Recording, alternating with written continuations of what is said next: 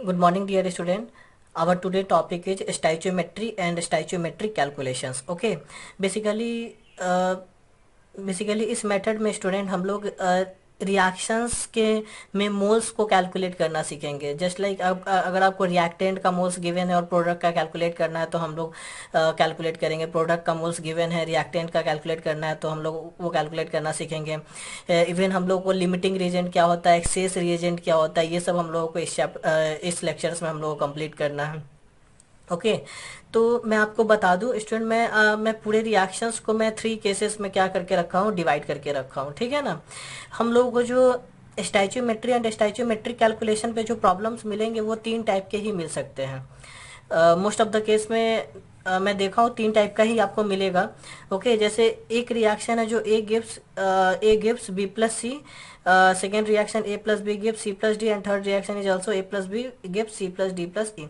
मैं आपको बताना चाह रहा हूँ कि पहला केस जो होगा स्टूडेंट, जिसमें पहला फर्स्ट केस में क्या होगा कि आपको रिएक्टेंट साइड में एक ही कंपाउंड होगा, एक ही कंस्टिट्यूएंट होगा। रिएक्टेंट साइड में क्या होगा स्टूडेंट, एक ही कंस्टिट्यूएंट, एक ही कंपाउंड होगा। ओके जिसका इन्फॉर्मेशन आपको गिवन होगा और बाकी का इन्फॉर्मेशन बोलेगा कैलकुलेटर। जैसे इसका इन्फॉर्मेशन गिवन है, इन्फॉर्मेशन गिवन का मतलब वेट या फिर मोल्स गिवन होगा और इसका मोल्स या फिर वेट कैलकुलेट करने के लिए बोलेगा। ओके सेकेंड मेथड क्या है स्टूडेंट, सेकेंड केस क्या है हम लोगों का, बेसिकली क्या है इसमें क्या होगा आपको कि एक से ज्यादा रिएक्टेंट मिलेगा। जैसे पहले वाले केस में क्या है, एक ही रिएक्टेंट रहेगा, सेकेंड वाले केस में क्या होगा, एक से ज्यादा रिएक्टेंट होगा। जस्ट लाइक 2 होगा, 3 होगा, ऐसा रिएक्टेंट होगा।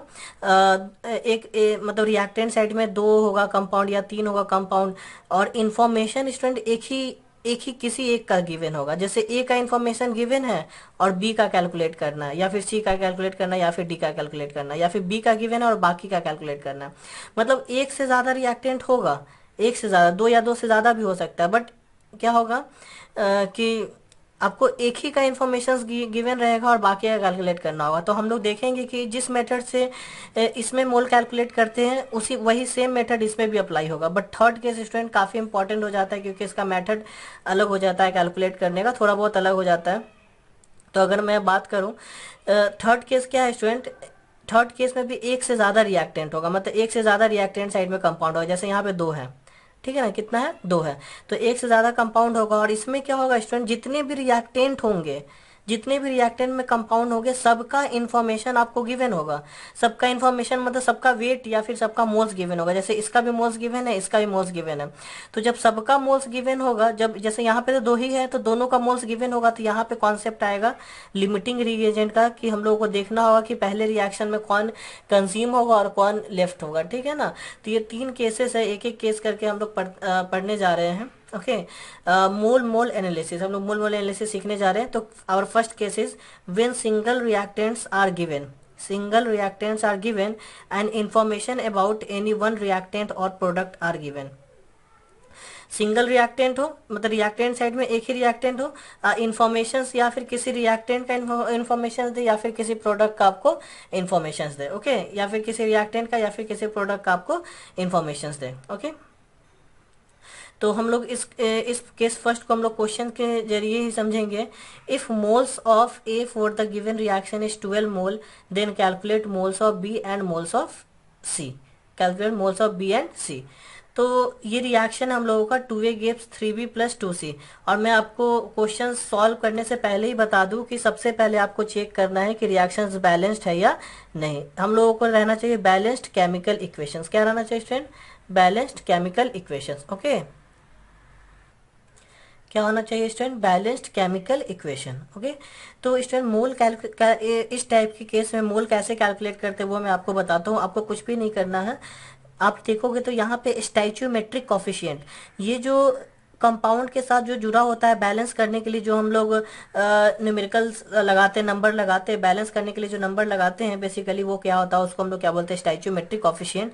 मतलब ए का स्टैच्यूमेट्रिक कॉफिशिएंट 2 है, बी का स्टैच्यूमेट्रिक कॉफिशिएंट 3 है, और सी का स्टैच्यूमेट्रिक क्या है, 2 है। इसको हम लोग इस तरह से ही बोलते हैं 2 moles of A, 2 moles of A gives 3 moles of B and 2 moles of C. इसको हम लोग इस तरह से बोलते हैं। ये स्टैच्यूमेट्रिक कॉफिशिएंट को मोल्स के फॉर्म में हम लोग बोलते हैं। ठीक है तो हम लोग को क्या करना है student, moles of A upon stoichiometric coefficient of A, moles of A upon stoichiometric coefficient of of A upon क्या हो जाएगा 2 moles of B upon stoichiometric coefficient of B, मतलब क्या हो जाएगा मोल्स ऑफ बी अपॉन क्या हो जाएगा 3 moles of C upon stoichiometric coefficient of C कितना हो जाएगा एन सी अपॉन 2। तो इस तरह से आपको क्या करना है, ये एक इक्वेशन बनाना है। और ये इक्वेशन जैसे आपको ए का मोल्स गिवन है, तो ए का मोल्स गिवन है तो आप क्या बी का मोल्स आपको कैलकुलेट करना है, तो इन दोनों को आप इक्वेट कर दें, ठीक है। और अगर सी का मोल कैलकुलेट करना है तो इन दोनों को इक्वेट कर दें, ओके, इस तरह से। और अगर बी का मोल कैलकुलेट हो जाता है तो आप इन दोनों को भी इक्वेट करके आंसर कैलकुलेट कर सकते हो, सी का मोल कैलकुलेट कर सकते हो। देखते हैं हम लोग कैसे करते हैं। तो यहाँ पे अगर बात करें, if moles of A for the given reaction is 12 मोल, ए का मोल कितना गिवन है स्टूडेंट 12 मोल, ओके। तो यहाँ पे क्या कर देंगे, इन दोनों को इक्वेट कर देंगे। इन दोनों को इक्वेट करेंगे तो क्या हो जाएगा moles of B upon 3, moles of A कितना है 12 अपॉन 2, तो यहाँ से मोल्स ऑफ बी कितना आ जाएगा 18 मोल। अब सी का मोल्स कैलकुलेट करना है तो फिर से इन दोनों को इक्वेट कर देंगे। तो N C upon 2 equal to क्या हो जाएगा moles of A upon 2, 12 upon 2 कितना हो जाएगा 12 मोल्स। अब आप देखोगे इन दोनों को भी आप इक्वेट करते हो तो सेम ही आंसर आएगा। सी का मोल कैलकुलेट करने के लिए ऐसा कर लो कि आप इन दोनों को इक्वेट नहीं किए, इन दोनों को इक्वेट कर दिए, क्योंकि बी का मोल अब पता चल गया तो सी का मोल इन दोनों से भी कैलकुलेट कर सकते हैं क्योंकि सब इक्वल है एक दूसरे के। तो इससे आप कैलकुलेट करोगे तो क्या आ जाएगा 2 अपॉन ये 2 इधर आ जाएगा 2 upon 3 into moles of B, moles of B कितना है 18, तो 3 6 6 इंटू 2 क्या हो जाएगा 12 मोल्स आ गया ना 12 मोल्स। तो आप इन दोनों को भी इक्वेट करके कैलकुलेट कर सकते हो, ओके। अब next question is student calculate weight and volume of H2 gas produce at STP when 34 gram of ammonia is heated. हम लोगों को H2 का वेट कैलकुलेट करना है और वॉल्यूम कैलकुलेट करना है STP पे win 34 gram of ammonia is heated. तो सबसे पहले स्टूडेंट आप लोगों को देखना है कि यहाँ पे वेट गिवन है या मोल गिवन है। वेट गिवन है तो हम लोग सबसे पहले क्या करेंगे मोल कैलकुलेट करेंगे, क्योंकि यहाँ पे जो ये इक्वेशन बनाती है वो किसके लिए बनाते हैं मोल्स के लिए। अब यहाँ आप देखोगे स्टूडेंट तो ये रिएक्शंस बैलेंस नहीं है, तो सबसे पहले इस रिएक्शंस को हम लोगों को बैलेंस करना है। यहाँ दो नाइट्रोजन है तो यहाँ क्या कर देंगे 2 से मल्टीप्लाई, जैसे 2 से मल्टीप्लाई किया तो हाइड्रोजन कितना हो गया 6, तो यहाँ क्या कर देंगे 6, क्योंकि जब तक आप बैलेंस नहीं करोगे तब तक मोल मोल एनालिसिस कैसे अप्लाई करोगे, कि यहाँ पे तो हम लोग मोल्स अपॉन स्टाइचियोमेट्रिक कोफिशिएंट करते हैं। तो रिएक्शंस का बैलेंस होना क्या है स्टूडेंट जरूरी है, ओके। तो अब ये बन गया balanced chemical equation, okay.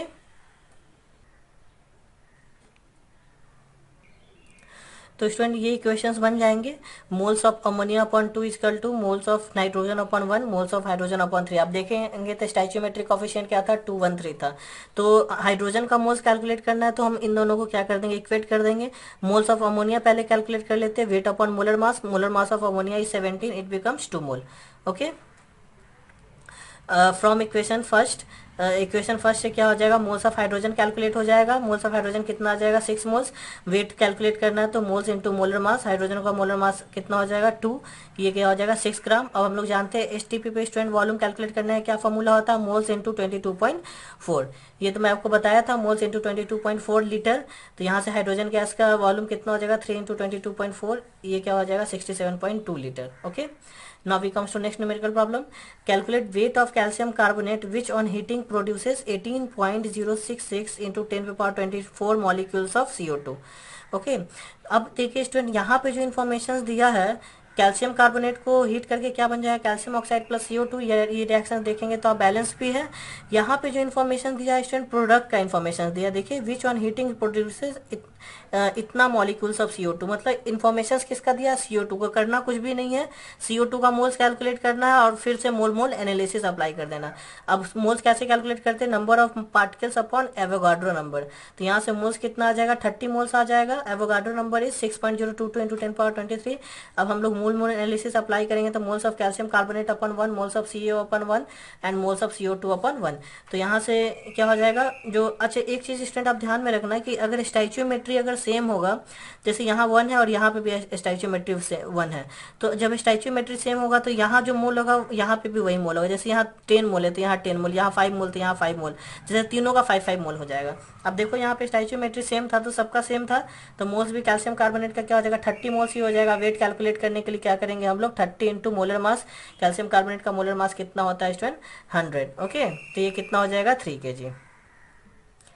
Hope student आपको केस सेकंड समझ में आया, केस फर्स्ट समझ में आया होगा और केस सेकंड हम लोग स्टूडेंट नेक्स्ट लेक्चर में डिस्कस करेंगे। Okay student, thank you so much.